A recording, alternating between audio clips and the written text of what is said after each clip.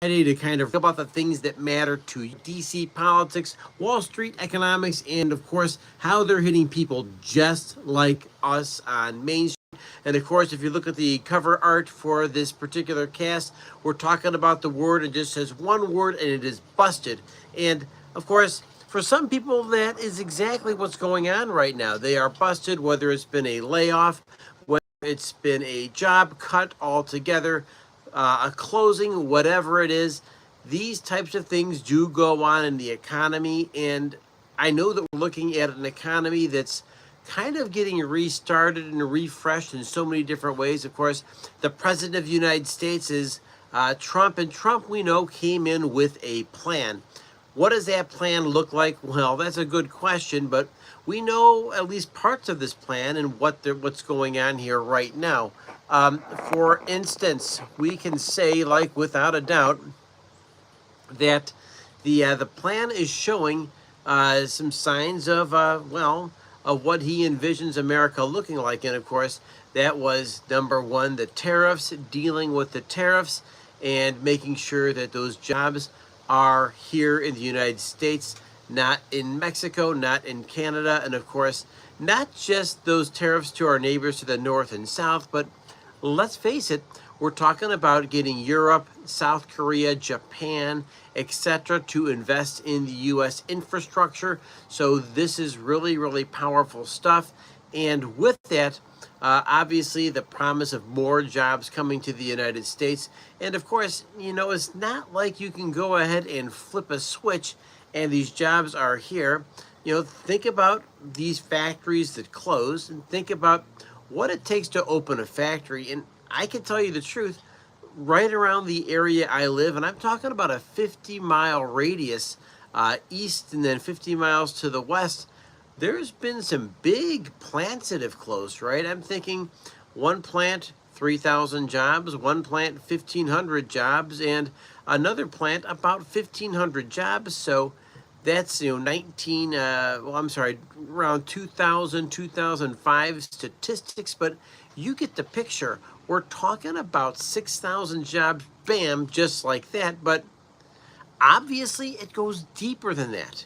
And when I say it goes deeper than that, we're talking about all the other ancillary businesses that go along with closing down a factory, right? For instance, going and buying a donut before to work, getting coffee. Hey, the car that's needed to take the person to work, the fuel that's used, the clothing that's worn. You get the picture, and all of a sudden you're saying, wow, those are some really, really powerful statistics and numbers. And I'm here to say that it's not just that. Of course, there's the tax base, there's the schools, there's the home values. And so there's a lot of things going on there. And of course, those things can't be fixed overnight. They will take some days, months, sometimes years to get these things up and rolling. So it's just an intelligent conversation. It's a thoughtful conversation about things that are going on and things that matter and matter a lot to people like us on Main Street. And once again, I remind you that some of these are DC decisions that were made like decades ago, allowing these factories to close. And I got to be honest with you, we had a Chrysler plant not too far from where I live, and the show's recorded. And I can remember those big, giant stamping presses going down the street and being taken to a rail yard, and the rail yard taking them to a shipping yard and taking those gigantic presses and shipping the darn things over to China. So nothing was more like angering and upsetting watching that disappear. And of course, with that, you know, a lot of the jobs. So I want to make sure that I mention that because this is something that's very real. Today's job report showed that, well, there was less jobs added than expected to the economy. So the president knows that these things are going on. He didn't promise things were going to be perfect. What he promised was it was going to take a little bit of time. And whether you're a fan of the president or not, it really doesn't matter as much as he claims to have a plan, and he's the president, so you want to hope this plan captures some traction and moves things forward. So that's a very, very important place for us to be here at the economic report.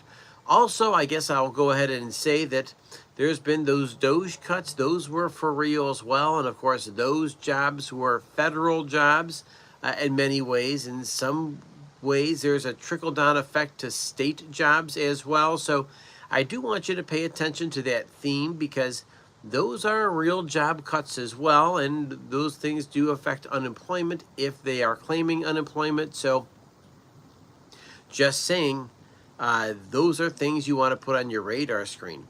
What else can we say is we're also aware that like big tech businesses have had some layoffs as well, right?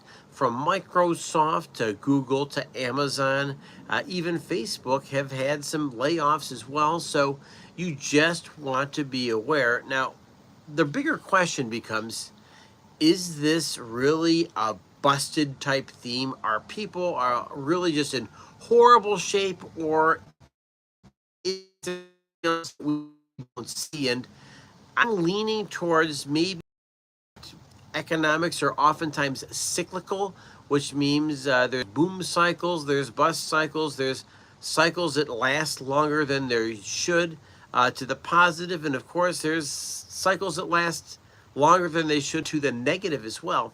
So that's just something else to take into consideration. And I am not a doom and gloomer. This channel refuses to have that kind of an attitude. So instead, we try to be the channel that really takes things into serious consideration, and not just the hype that you hear from the latest news story. That's crazy talk.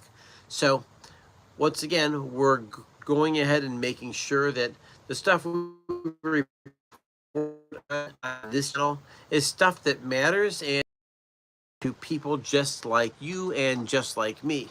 With that being said, we can go ahead and dig into the today's top story, which of course is maybe, just maybe, some things that are going to say that they're going to be a lowering of interest rates, probably sooner than later.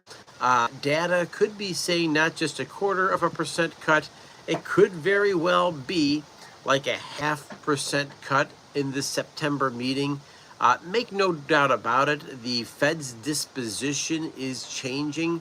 Scott Bessent, the Secretary of Treasury, has already made it known that he is suggesting that that half-point cut is there and it can be taken.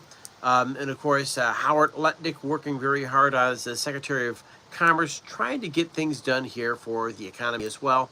And of course, he is a big guy in the markets. Of course, was at one point in time the head honcho at Cantor Fitzgerald, which is, believe it or not, an interesting story. He's up there at the very top of the World Trade Center at one point in time. That's where Cantor Fitzgerald was located. And of course, here's a guy who knows business really, really well. He knows economics extremely well, and he understands the big picture when it comes to markets. So I do put some faith in Howard Lutnick. Hey, welcome to the Economic Report. It's Brian. Thank you for joining me.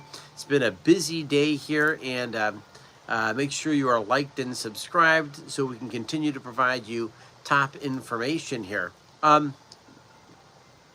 And with that, we can go through a couple of other things here that matter and matter a ton to people. And of course, those things are housing. And of course, that's a great thing to talk about at this juncture as well. We know that for sure that housing has been slowing down a little bit. And what do I mean? Well, the interest rates are still hovering somewhere right around 7%. And of course, if you're a new home buyer, that gets to be really expensive because there was a demand on housing. Of course, now these houses are sitting on the market just a little bit longer than expected. So when houses sit on the market, it makes the buyer do one of two things. It makes the buyer get a little bit more patient over a cycle that has really taken a lot longer, lots of pent up housing demand there. I want to make sure we keep that in mind. But also, if you are the seller and the seller is really kind of still has all the cards, because the seller might not want to sell. The seller might not want to sell and purchase a new home because, heck, they could very well be locked into a rate that's like 2 or 3%, right? And the prospect of up buying and buying a new house and paying like 7% interest, there is no way they're going to leave their current house to make that move. So it's just something else to take into consideration in our economy. And with that, I share these thoughts with you because it's another theme that's out there, and it's an extremely important theme to pay attention to. With that, ladies and gentlemen, we can go ahead and move on to our next items of business. Of course, it was a down week this week for the New York Stock Exchange.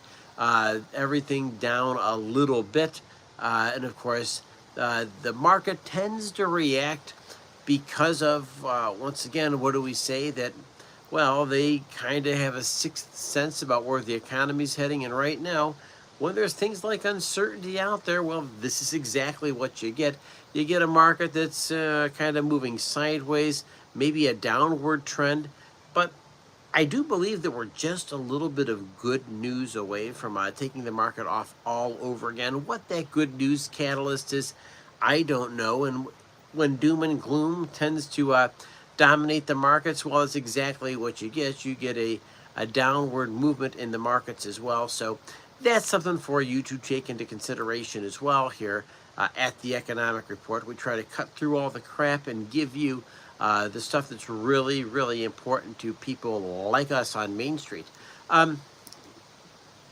Beyond that, my next long form video will be dealing with, well, hey, what do people like us do? And of course, we try to take care of our debts. And if you carry any debt, well, you want to take care of the expensive debt first so you can pay those items first. And of course, then you start working on the lesser expensed debt. Credit card debt is the first stuff you've got to get rid of.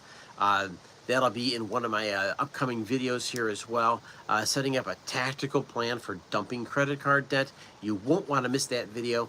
And of course, from there, you're taking a closer look at some of the other types of things that are out there with people carrying, whether they could be carrying student loan debt, they could be carrying mortgage debt, whatever it is. Just kind of, once again, a heads up that it's there. We're aware of that. Of course, what does this channel do? This channel goes ahead and talks about the things that matter to people like us on Main Street. So with that, ladies and gentlemen, thank you so much for joining me on today's Economic Report.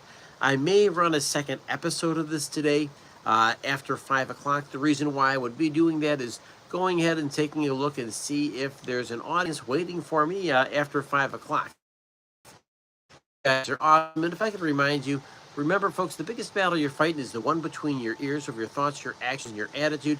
There is a constant stream of information overload in our society today. So pick and choose what you follow. And remember, following the Economic Report is never a bad idea. Make sure you have a great day, and don't forget to smile. Have a great day.